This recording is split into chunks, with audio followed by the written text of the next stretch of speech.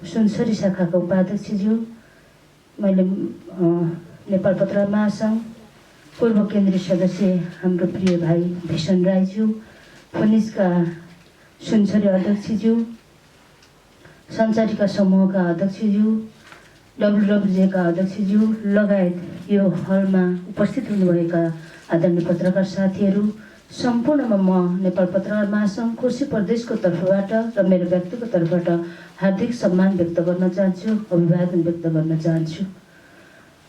धेरै कुराहरू बोल्ने कुराहरू त त्यति धेरै छैन, केही कुराहरू राखौँला भन्दै थिएँ, सुन्ने मान्छे नै नभएपछि मैले राख्नुको तुक पनि छैन जस्तो लाग्छ।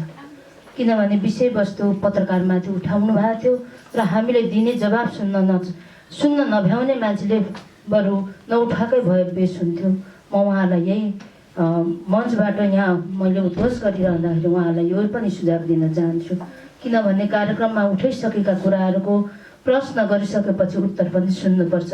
यो मेरो मात्र मान्यता होइन, यो कार्यक्रम आयोजकको पनि मान्यता हुनुपर्छ। यसलाई सबैले गम्भीरताका साथ लिनुपर्छ।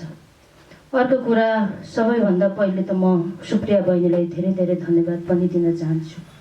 उहाँको हुटुटी यति धेरै थियो, जबकि हामीले फोनिजको अधिवेशनमा 5 थरदेखि उहाँलाई उपाध्यक्ष जिताएर ल्याउँदै गर्दाखेरि म केही न केही गर्छु भनेर एउटा ऊर्जा र एउटा हिम्मत बोकेर आउनुभएको थियो। त्यो आज उहाँले यहाँ यो ठाउँमा साबित गरेर देखाउनु भएछ। म यो समितिलाई विजय बदलावती त्यति टाढादेखि आउनु भएको छ। प्रदेशको निमित्त साँच्चै कहिले कहिले लाग्दो रहेछ, प्रदेशकै वरिपरि, प्रदेश राजधानीकै वरिपरिका मान्छेहरू भए मात्रै साँच्चै सङ्घ सङ्गठन चल्छ कि के हो जस्तो पनि हामी आफैमा खुल्दुली र हामी आफैमा क्वेसन आउँदो रहेछ। आज फोनिजलाई मैले यो ढङ्गले हेर्न चाहेको थिइनँ। फोनिजका समितिहरूले हरेक ठाउँमा आफ्नो पहिचानका मुद्दाहरू उठाइरहेको यो फोनिज आज कहाँ कहाँ गुमनाम हुँदै गएको हो कि भन्ने पनि भान भएको छ। यसमा मैले धेरै बोलेँ भने म माफी पनि चाहन्छु, किनभने यो प्रदेश भनेको आदिवासी जनजातिहरूको बाहुल्यता भएको, आदिवासी जनजाति पत्रकारहरूको बाहुल्यता भएको ठाउँ हो।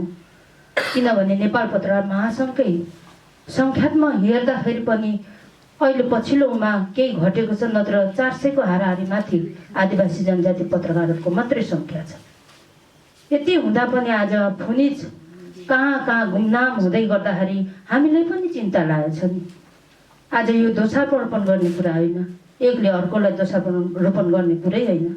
हामी पहिले आफूले सचिनुपर्छ, म सचिनुपर्छ र मेरो संस्था सचिनुपर्छ, अनि मात्रै अर्कालाई औँला देखाउनको निमित्त सजिलो हुन्छ। म यो आयोजक कमिटीलाई मेरो तर्फबाट के गर्नुपर्छ र मैले मेरो व्यक्तिगत रूपमा के गर्नुपर्छ, हरेक ठाउँमा म सहयोग गर्न पनि तयार छु र यो संस्थालाई मजबुत बनाउन र यो संस्थालाई दिगो बनाउन र निर्जीव बनाउनको निमित्त म पनि सहयोग गर्नेछु। यो मेरो प्रतिबद्धता पनि रहन्छ। अर्को कुरा, समितिमा धेरै कुराहरू उठिरहेका छन्। हामीले पत्रकारिता सेक्टरमा अघि पनि साथीहरूले भनेर गइसक्नु भएको छ, आदिवासीका कुराहरू, आदिवासी महिला पत्रकारहरूको कुराहरू। म यहाँ पुरानो अनुहार हेर्दाखेरि मनिता बहिनीलाई सम्झिन्छु। हामी त्यो पालादेखि अहिलेसम्म आउँदाखेरि अघि हाम्रो सुनसरीका सदस्य साथीले भन्नुभयो, आज हामी लेखेर होइन, हाम्रो कलमले लेख्दैन, हामी ल्यापटपमा किबोर्डमा लेख्छौँ। हामी पनि त्यो सँगसँगै आएका छौँ, तर हिजोको पत्रकारिता र आजको पत्रकारिता धेरै आकाश र जमिनको फरक छ।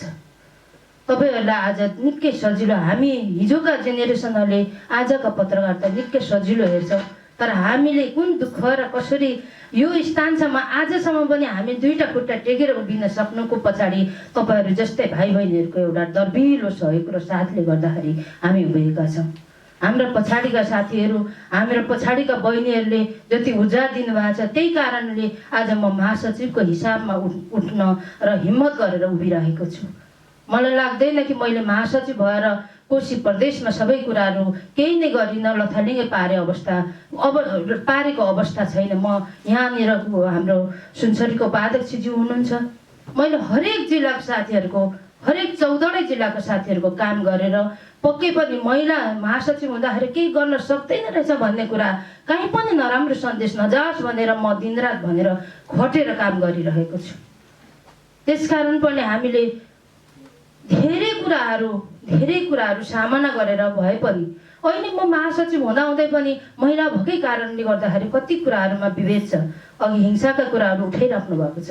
यो हिंसा भन्ने कुरा आज भोलि एकजना आएर सक्ने, पर्सि अर्कोजना आएर सक्ने कुरा हुँदै होइन।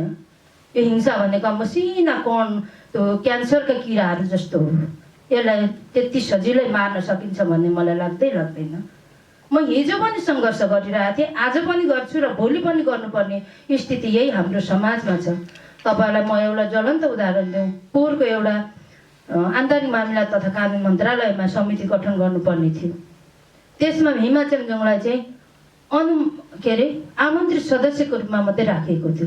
त्योभन्दा अगाडिको महासचिव चाहिँ सदस्यको रूपमा मनोनित भएको, अनि म हिमा चेम्जोङ महिला भएकै कारणले चाहिँ मलाई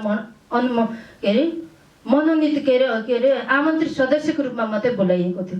मैले त्यतिखेर त्यहाँ विद्रोह गरेर पछाडि मन्त्री परिषदको बैठकबाट फेरि मलाई अनुमोदन गरिएको अवस्थाहरू छ। हामीले सङ्घर्ष हाम्रा घरका चुल्हाहरूदेखि लिएर सदन र सडकसम्म गर्नुपर्ने स्थिति